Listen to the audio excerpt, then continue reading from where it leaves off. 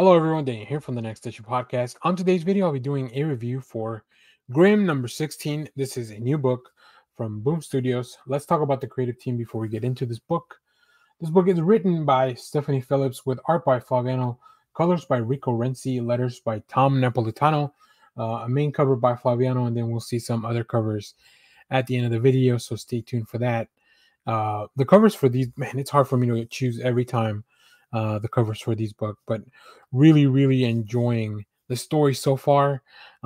This came out last week as of me recording this video, so really fun stuff is that this book is going back into second printing. Boom announced that for a book to be on its 16th issue and still get a second printing, like that's how much it tells you that people are really behind this story. People are really looking for this book. So really cool. Very happy for the creators on that. So in this issue, Annabelle's Deals has sent ripples through not just the afterlife, but all three planes, merging life, death, and the hereafter. Annabelle has also brought hell to earth, but Jess isn't going to just let that happen. And with the help of Eddie, Marcel will do what she must to prevent the worst from happening. However, whose side is Adira on? And will anything make her worthy of forgiveness in Jess's eyes? So, yeah, if you haven't caught up, make sure to go check out the previous issues. There's a lot of things that have been happening to the group. But this issue, although it feels like a quiet one because it almost feels like a bottle episode, which is weird because in comics, you don't have to worry about like a budget and filming and stuff like that, right? But it really is. The group is just kind of gathering together. We go over this story for the priest that they're with, and he kind of recollects some stuff from his past. Really well presented by Flaviano and the art team. I'll put up some of the preview pages for that, but it's very gritty, very down to earth, and it's just really interesting how the world is so different now in a world without death. How does that compare to some experiences in the past? What are the motivations of the group? So I feel like this is kind of the primer that the group needs to get things going. So let's talk about some of the art. As you can see here, very different color palette from what we're used to as well. I think, I think it's a big red and yellow type of coloring for the most part in most issues. That's just kind of the hue of the world. But here, like I said, this is a story from a point of view of a different character, an outsider to the group. So it's really cool to see the presentation of this. Very much like when you turn the page for this one, bullet to the head, it look like it's just really well placed in the comic. So it's a very well paced issue. And let's move on to the next here. And then here we see the group. Of course, I love an inappropriate joke. I love something to kind of break the tension. And I just really like all the little red lightning crackling that you see in the background. I think the symbols of everyone who can't die in their foreheads is really fun, and it's a good way for the reader to understand. It's a good shorthand to know that's what these people are when compared to some of the other entities, including the Fates or the Grim Reapers. So yeah, the book, it just really works very well. It's very reader friendly. Like if you're somebody who's new to comics, the team does such a good job of just making a story that feels both really complex as far as like what's happening, but very simple as far as the way that it's being told, easy to follow. There's a few characters, but once you get to know them, which the book really expands on throughout the first few arcs, it really works. So really enjoy this. I was able to pick up a few variants for that. Go check. We have a short on that, but really recommend you check this out. If you're a fan of kind of like this horror adventure, but also kind of like group shenanigans, I think this book is definitely for you. So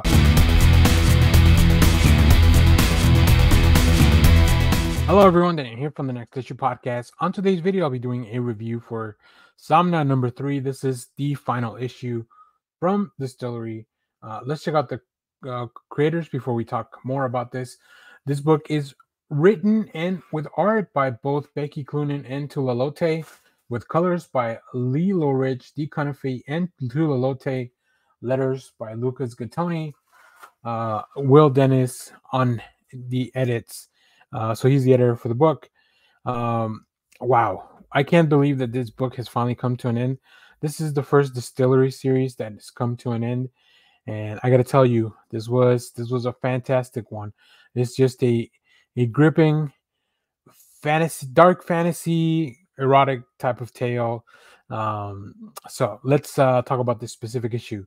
In this issue, the mystery of who killed Harold is finally solved, but is it too late for Ingrid to escape the harrowing clutches of the ethereal and deadly Shadow Man? This is that figure that we've been seeing, having a little bit of infiltrating the mind of Ingrid into her deepest desires. More importantly, does she even want to escape, or has her newfound sexual awakening made it possible to ever return? From the masterful minds of Becky Cloonan and Tula Lotte comes this intoxicating blend of history, eroticism, and supernatural insomnia, an evocative masterpiece that draws inspiration from folk horror staples like Midsummer and The Witch, and that will transport readers to a world where passion and spirits intertwine, captivating your senses and leaving you craving for more. Yeah, I mean, that definitely defines the book to a T. Um, this book is really about Ingrid and her journey through her not only sexual awakening, but also through this world, right? Through this period in time, to the role that she has been predefined by her husband, by society, by the church. Like, just it is a really interesting exploration of that. Um, and on top of that, the book looks amazing. Like, whether you're seeing a page from Becky Cloonan or a page from Tula Lotte, both of these creators are amazing at their craft, and their unique styles and their distinct visions, they really fuse together into one cohesive book. Yeah, this was an achievement for sure, a triumph in my eyes. I really enjoyed all three issues of Sabna. I know that you guys have been watching these reviews. Somebody even left a comment to ensure that I would check out issue number 3. So here we are, and I have not been disappointed. I think it was a very fitting conclusion to this really weird, very mysterious story. So let's take a look at some of the preview art here. And as you can see here, it is distinct Becky Cloonan's very distinct style. Hopefully YouTube won't take these pages down, but we'll see. But yeah, just the violence, the looks in their faces. I love when Becky Cloonan takes the time to add a few panels just to zoom in on the characters' faces and figure out, like, you get to see a lot more. And I also really I like this last panel with the cleaver, and you see the reflection, and this looks a little bit more like a transition into Tula's style, right? So yeah, definitely very interesting. Things coming to a head, characters fighting it out. And then we move on to some of Tula Lotte's pages. And as you can see, just that ethereal feeling. I love the lettering choices in this book, specifically when we are in Tula Lotte's pages. I think they really take a turn for the more fantasy, the more bizarre, and even just I love that last transition of the faces kind of like drowning out into the water. It's just something that is really, really fun to look at, especially when you get the big book and you get to see all the details. So I'm very happy with this. I hope that you guys were able to pick up this book. If not, I can tell you already, the collection is going to be amazing. I hope that they give us a lot of back matter. There were so many covers for these books, so many talented people working on this. So very excited to see what that looks like. So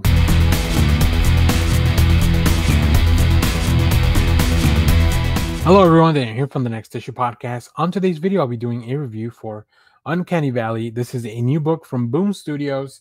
Let's take a look at the creative team before we get into this book. This book is written by Tony Flicks with art by Dave Watcher, letters by Pat Brousseau. Let me tell you, the team already had me pretty hooked.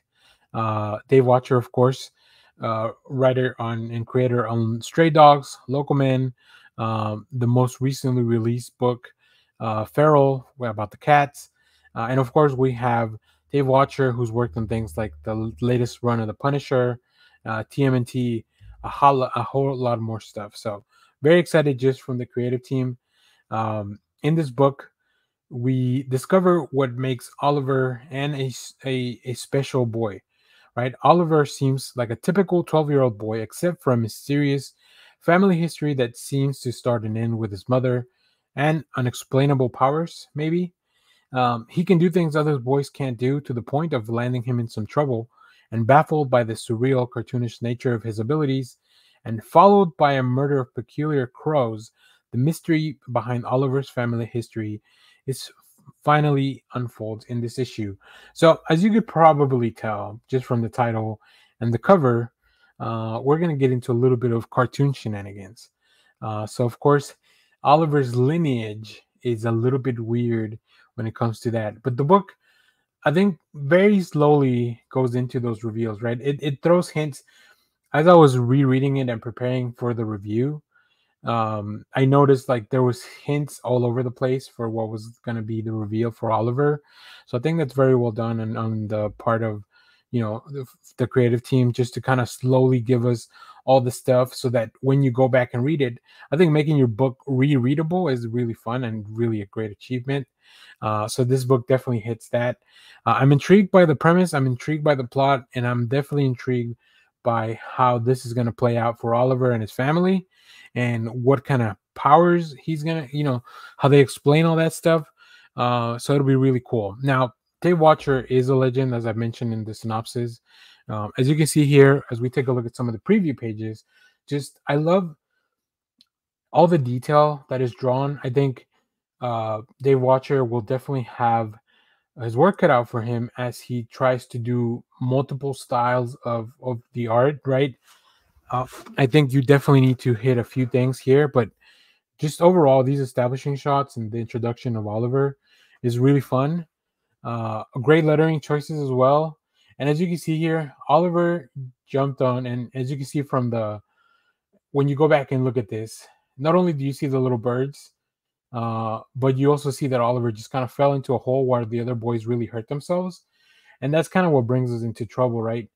uh, we get to go back to the school. They're having this assembly for our families, our culture, which family is a very central theme to this. And then we get to meet Oliver's mom, who obviously she knows probably what's going on, but Oliver is a troubled young man. But it seems to be not because he's a bad person or anything like that. It's just because he's kind of growing into who he's meant to be because of his family.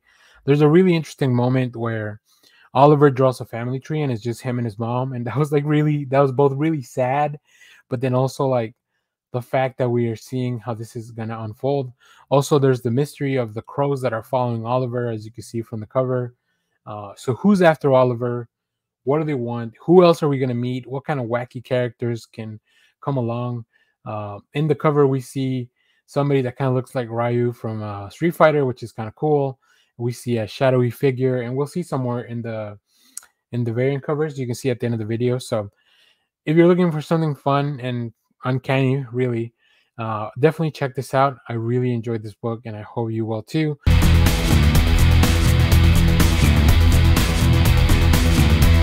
Hello everyone, Dan here from the Next Issue Podcast. On today's video, I'll be doing a review for Hercules #1. This is a new book from Dynamite Comics. Let's take a look at the creative team before we get into this book. This book is written by Elliot Kalan with art by George Cambadias, Julia Giancomino, and Simona Guida on colors. Letters by Jeff Eckleberry. Here we are, another one of these Disney Dynamite collaborations. I was very excited to pick up my own copy this week, as you can see, I got the main cover. But what is this book all about? The champion of Olympus returns. The world's favorite demigod turned mortal is back, and he's about to embark on the biggest adventure since the Odyssey. The Greek gods don't really get why Hercules chose to be immortal over the opportunity to join them on Mount Olympus, but since he proved his mettle as a hero many times over, they're happy to enlist his help with missions that require interventions in earthly realms. So when Aphrodite grants an artist's wish that his sculpture be brought to life, Hercules gets the call to clean things up when the newly conscious artwork proves to be more than bone-crushingly lively. But after discovering that the rogue statue is just misunderstood and a little rambunctious, Hercules returns to explain the situation to Aphrodite, only to return and find her temple abandoned. Is the goddess of love just pouting, or is something more sinister afoot? If you know anything about classic mythology, you know it's going to be the latter. The immortal team of Emmy Award winning Elliot Kalan and Gargoyles artist George Cambadias bring these legends of antiquity to hilarious new life in this brand new ongoing series. We also will have some covers. There's a lot of artists that did that. You can see some of those at the end of the video. So, I guess I should start by saying that Hercules is one of my, if not my favorite Disney film. Like, I just love, obviously, I'm a big fan of Greek mythology as well. So, like, that really combines a lot of things that I really like, especially when I was a kid. Um, Granted, it's not a movie that I rewatch a lot, just like when I think about movies and from the Disney era, like definitely one of my favorites. Uh, so I was very excited for this. I really like the character. I think that it's a lot of fun what you can do with Hercules, both mythology wise and then just as far as play around with, the myth of being a god and a human and having to deal with both worlds. Um, and then of course the inclusion of like just all the really cool things from mythology, specifically dealing with the gods and these monsters and other demigods. And of course, the last thing, the relationship with Meg and Phil, who are his trusty companions along with the Pegasus. So yeah, this book really brought all that, and I feel like I think Kalan really captures the voice as well. I will say there wasn't much for Phil and Meg to do in this first issue, at least for now. I hope that they come a little bit more into the fold. I want them working as a team. But other than that, this really felt just like a continuation of the Hercules film. And this is something that I would definitely imagine could happen after those adventures. I don't know if there were any direct to video sequels, so I don't know that I've ever seen any of those. But yeah, this really works. Now, as far as the art, it's very close to the animation style, but definitely Combati's and the team really add their own little flair, their own little style, to really make it suitable for a comic medium, right? I think that there's a lot that you can do when it comes to adapting an animated thing. You definitely don't want to just make it look exactly like the original animation, because otherwise, why would we even, what's the kind of point of doing a one-to-one thing when you can actually use some of the tricks in comics to do that? So let's go take a look at some of the preview art here. As you can see, we come in seeing Hercules as immortal, as he is, been through battle, and then we jump right into this big splash page. I really like the look of the lion. I appreciate how the lack of details really work um in this case, right? I think that especially in the lion's face, there's not a lot of detail, but you can definitely tell that it feels like the world that we're back in the animated cartoon or the animated movie. And then we have a conversation with Zeus. I think they've always had really interesting conversations because, of course, Zeus was expecting that this was, him being immortal, choosing to be immortal was just kind of a phase. But obviously, that Hercules lets him know that that's not the case. So, really interesting stuff. I'm really enjoying this. There's a lot of really good stuff in this book. So, I'm definitely going to be following this along. And if you're a fan of the original film, I definitely recommend this. I think it really works. Um, I think Dynamite's doing a really good job with all the characters that they've been bringing. Now they started with a lot of the villains, and of course we have gargoyles from like the original show, and now Darkwing Duck. But this is their first attempt at what I see as to grabbing a classic adaptation from the movies, and I think Hercules is a great place to start. So.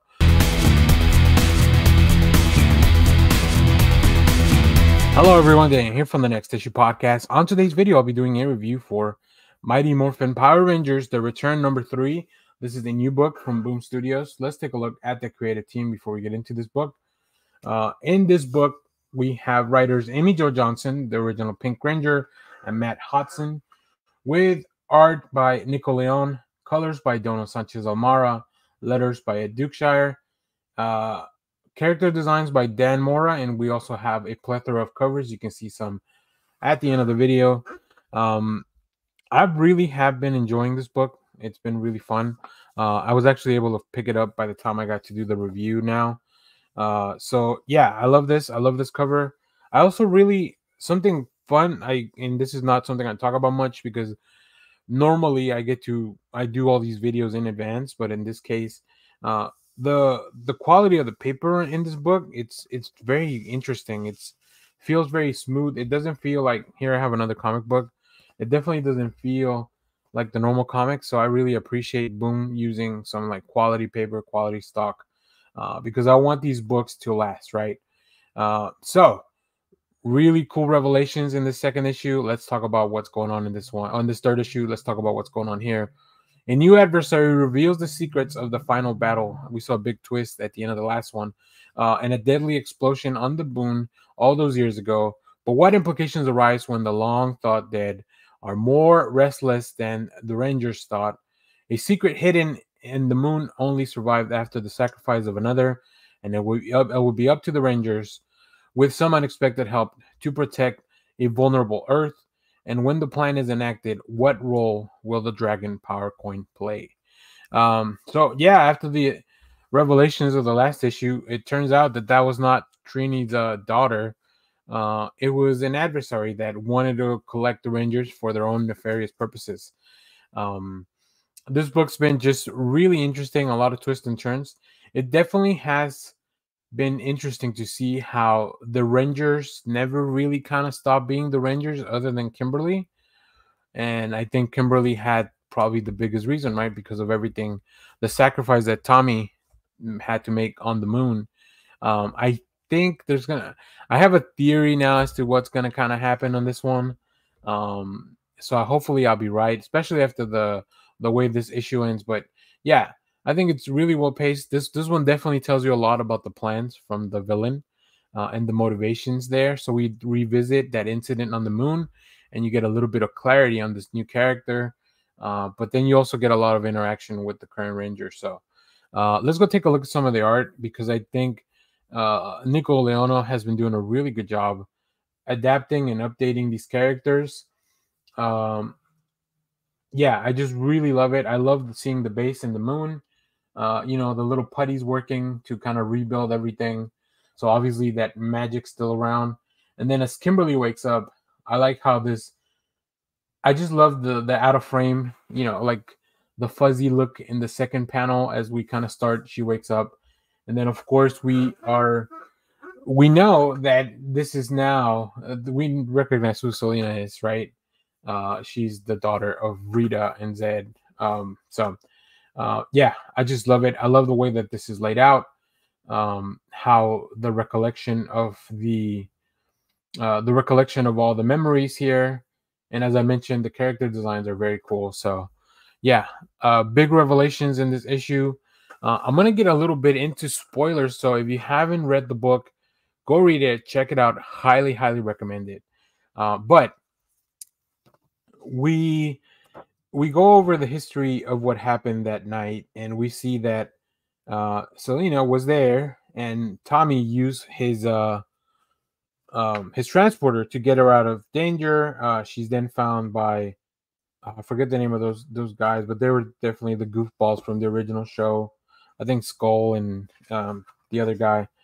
But we see that Selena's plan is to get her mom out of the power grid. She's stuck in the grid, but she needs all the Rangers coins. I think that it is not Rita who's stuck in the grid. It's somebody else. And then we also get to see a new Green Ranger. I guess Tommy knew that Kimberly was pregnant at the time. So by the time she shows up, of course, he would pass on his coin to his daughter. Really cool. Which I think that's kind of what this cover is, right? The combination of the pink and the green. Of course, it just makes sense that it would be their daughter. So.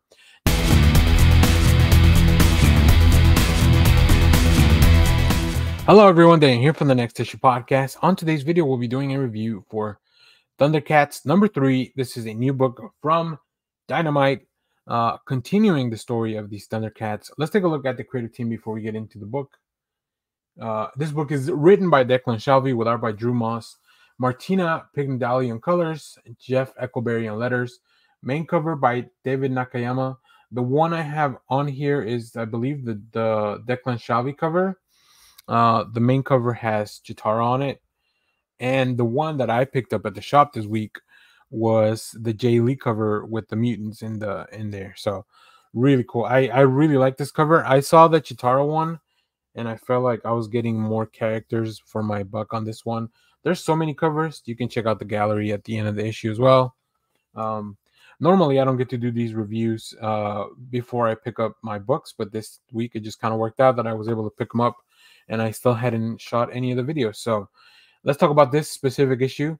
As the weary Thundercats continue to explore their new home, Lionel finds himself inexplicably drawn to Calica. Calica is the new character that was introduced in the past few issues, the beautiful and mysterious survivor of the crashed mutant ship. But Panther and Chitara view the unfamiliar Thunderian with suspicion, and the ensuing confrontation threatens to fracture the fragile new society, leaving them vulnerable to enemies from both outside and within. The drama intensifies in this third chapter of the highly anticipated new series by award-winning author Declan Shalvey and fan-favorite author Drew Moss, both whom contribute a cover for the issue, along with David Nakayama, Lucio Parillo, Jay Lee, and Jin Chung. So, yeah, very cool. Like I said, many covers. Dynamite loves the variant covers. So, but let's talk about this issue. So, I don't want to sound a cliche, but I knew that girl was trouble. Yeah, of course, when you unexpectedly have a survivor from your planet that you're not even aware about, there's going to be a lot of suspicion. There's going to be a lot of doubt, especially because anything that they do will seem kind of like suspicious or like they're lurking. Now, I think we as the readers have a bit of a heads up on what Calica may truly be hiding, right? But as far as the adventure goes, like, yeah, it makes sense that Lionel would want to connect with somebody that's kind of around his age. You got to remember that he does have his mind is not as developed as his body because of the aging in the capsule. Um, I also really like how Declan Shalvey is maintaining this world as kind of this ecosystem that the Thundercats are part of, right? It's a small group of survivors.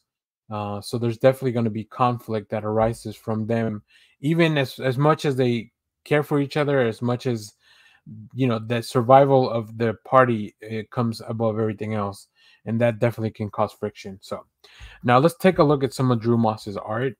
Um, I think Moss is really good at capturing different emotions in the faces, and I just really like, especially here as we see Kalika kind of skulking around the ship, and then as the reader, because these are cats, you see their eyes shine in the background, which is really cool. And I love the juxtaposition of, like, first we see Kalika kind of sneaking up on Panthro, and then on the next page we see Panthro once again, like with his face hidden, and you can just see his eyes. Yeah, there's just a lot of mistrust being definitely shown here, right? And then of course we see Lionel, who is a little bit more naive, a little bit more open to a lot of these things.